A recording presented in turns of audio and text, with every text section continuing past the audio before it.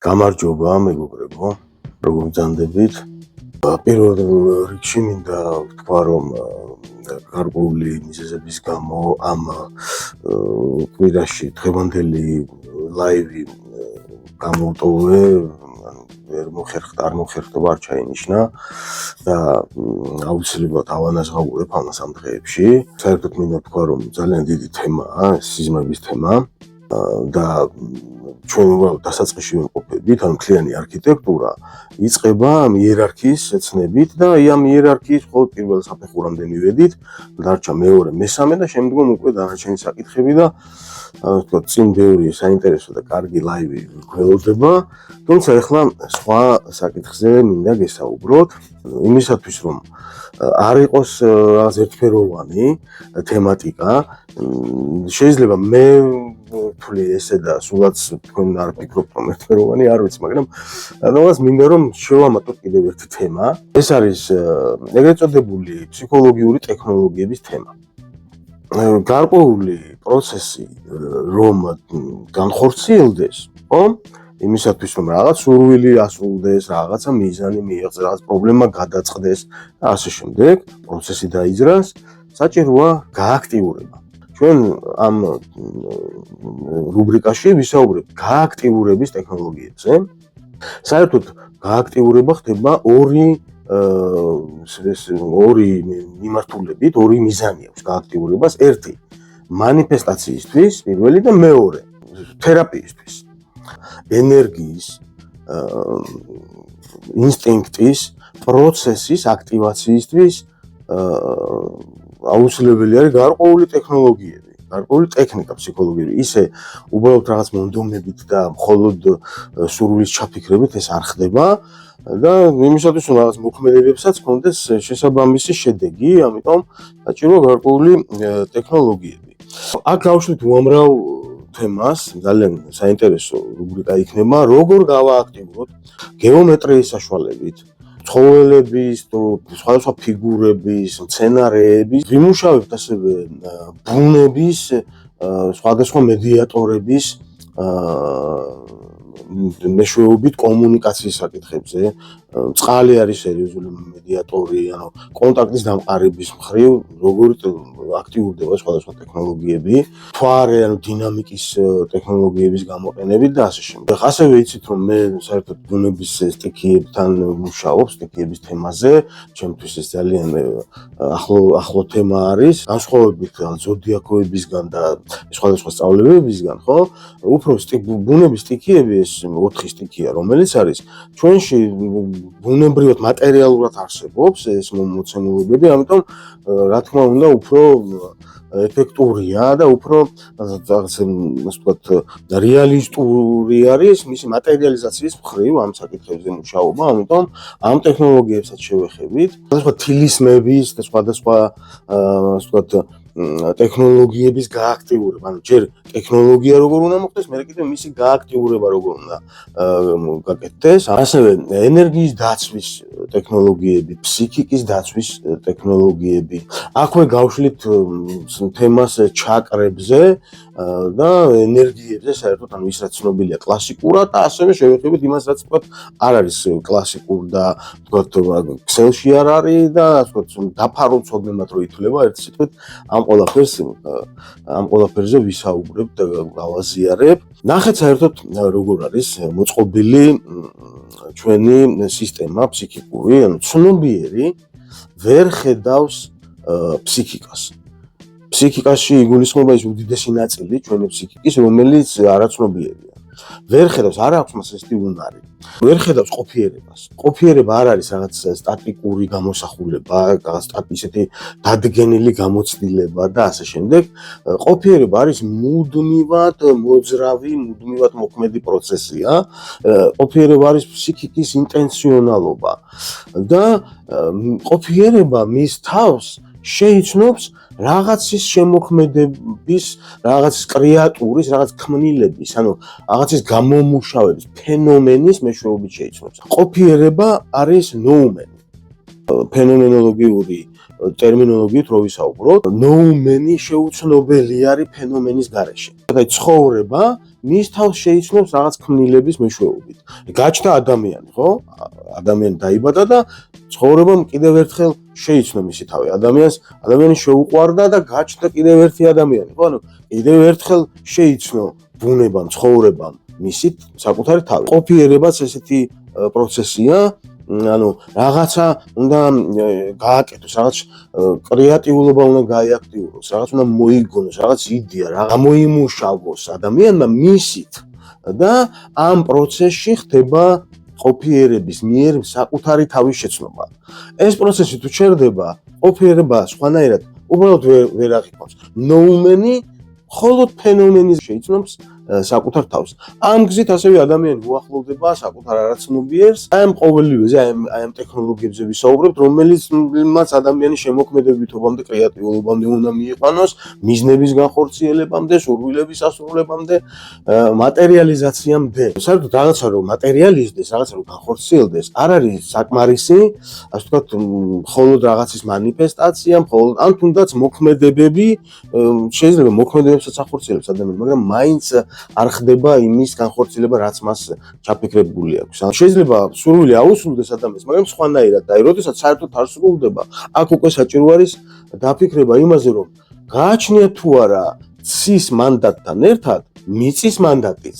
თუ ძველი უნდა იყოს, ხო, რეალობასთან როდესაც ახლოს არის ჩანაფიქრი, მაშინ იწყებს განხორციელებას, მაშინ გააქტიურებას იწყებს უკვე ეს ჩანაფიქრი პროცესი. საქართველოში მინდა გითხრათ, რომ საშინლად სულიერი ხალხი ვართ. საშინლად არის ჩვენთან სულიერება განვითარებული. დამეწების ტექნოლოგიებზე ვიმუშავებთ, ერთი სიტყვით რომ ნიჭიერი ხალხი ვართ, მცირე მოსახლეობა, ყველას რაღაც იდეა აქვს, ყველას ანუ ეს მხარე, ეს რაღაც ასე ვთქვათ სულიერი მხარე ძალიან განვითარებულია, ცის მხარე ძალიან განვითარებულია. ამიტომ აი მიწის მხარეს დამეწების ტექნოლოგიებზე ვიმუშავებთ აქტიურად, საინტერესო ტექნოლოგიებს შემოგთავაზებთ. მეც ბევრ ამას გავიხსენებ, სიმართლე გითხრათ, რაც ცხოვრებაში გამომიცდია და რასაც უმუშავია და ერთად გავიხსენოთ კიდევაც.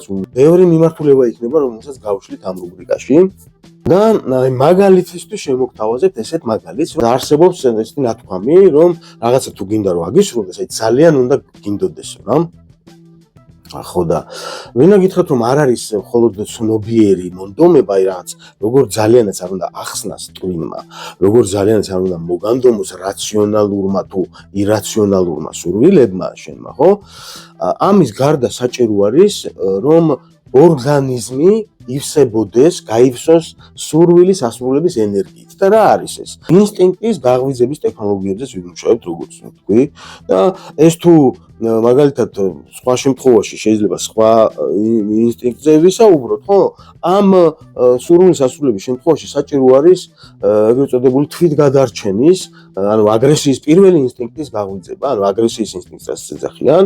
მე ამას საერთოდ ცხოვრების ინსტინქტს ვეძახი, იმიტომ რომ წინა ფსიქოლოგიური თვალსაზრისით აგრესია absolute ბუნებრივი მოვლენაა. აგრესია ნიშნავს რაღაცის ზრდას.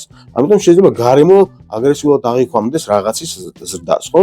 მხოლოდ სურვილის ჩაფიქრება, დიდი კონკურენციაა საქართველოში თითქმის ყველა მიმართულებით, ხო? შენ როდესაც რაღაც სურვილს იფიქრებ, იქიდანაც ყოველი ქმედება უდრის უკუქმედებას. იქ რაც უფრო დიდია სურვილი, მით უფრო დიდია წინააღმდეგობას, რა და საჭირო არის სპეციფიკური ფორმების ჩაფიქრება. ფორმებზე, ტექნოლოგიებზე ვისაუბრებთ ამ რუბრიკაში, მაგრამ ახლა შიგნიდან ენერგიითაც უნდა ივსებოდეს ორგანიზმი და ალბათ გაგიგიათ ესეთი ტექნიკა ინსტინქტის გაღვიძების, მაგ წყალში რომ ჩაყვინთავს ადამიანი და აი სადამდეც გაძლებს და სუნთქვა რომ აღარ ყოფნის უკვე და ეს ინსტინქტი წამოაგდებს რა, მაგრამ ამას უნდა თავისებური სპეციფიკური შესრულება და მაგალითად ახლა მაგალითისთვის აი ამ ტექნიკას უცებ მოკლედ გაგიზიარებ გარკვეული პერიოდის წინ დიდი ხნის მანძილზე აუზე დავდიოდი და რისთვის ვიყენებდი მათ შორის ერთ-ერთი აი ამ ტექნიკას ვავარჯიშებდი.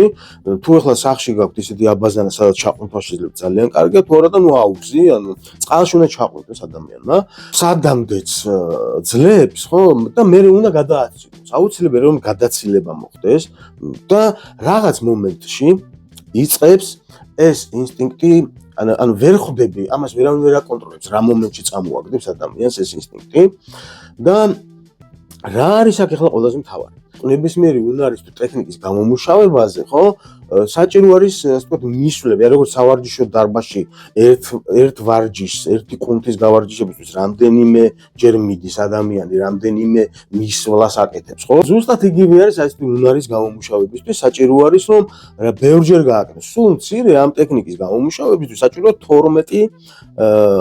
12 ჯერ უნდა გააკეთოს სულ მცირე. შეიძლება 20 ჯერ დაჭირდეს ან 40 ჯერ, 30 ჯერ ადამიანს, მაგრამ მინიმალური არის 12, რომ გაჩნდეს მეხსიერება, იმის მეხსიერება თუ როგორ შემოდის ეს ინსტინქტი კაპილარებში, აი კაპილარების უჯრედების დონეზე უნდა გაივსოს ამ ინსტინქტური ენერგიით და ამის მეხსიერება უნდა გაჩნდეს. ამის დაკვირვების უნარი, რომ საშუალება რომ მიეცეს ადამიანის გონებას, ხო, რომ მეხსიერება გაუჩნდეს აი ამ პროცესის, საჭირო არის, ასე ვთქვათ, ფიქრის გათიშვა, გააჩერო უნდა აზრი. ეს ზართულია, მით უმეტეს, ვთქვათ, წყალი ძალიან ძლიერი მედიატორია და ბუნებრივი მედიატორია და ცნობილობა მომატებულია და ისედაც ძნელი არის ამის გაკეთება, ანუ რაღაცას უნდა უსმენდე და ვთქვათ, ამ შემთხვევაში ჩვენ შეგვიძლია გამოვიყენოთ ესეთი ტექნიკა, დათვლის ტექნიკა. 12-მდე ითვლის ადამიანი და როგორ ხდება? წარმოიდგენ ეკრანზე იწყებ ციფრების, ვთქვათ, 1-დან 12-მდე იწყებ დათვლას. და 1, მერე ქრება 1-იანი, ჩნდება 2-იანი, მერე ქრება 2-იანი, ჩნდება 3-იანი და ესე 12-მდე. რა არის აქ მნიშვნელოვანი ახლა, რომ ეს ეკრანი უნდა ჩართო მაშინ, როდესაც ესე იგი უკვე აღარ შეგიძლია სუნთქვა, ანუ უნდა გამოთვალო დაახლოებით, ზოგი შეიძლება წუთს ძლებს და მერე უკვე ჰაერი აღარ ყოფნის, ზოგი შეიძლება 40 წამს ძლებს, ზოგი შეიძლება 2 წუთს ძლებს.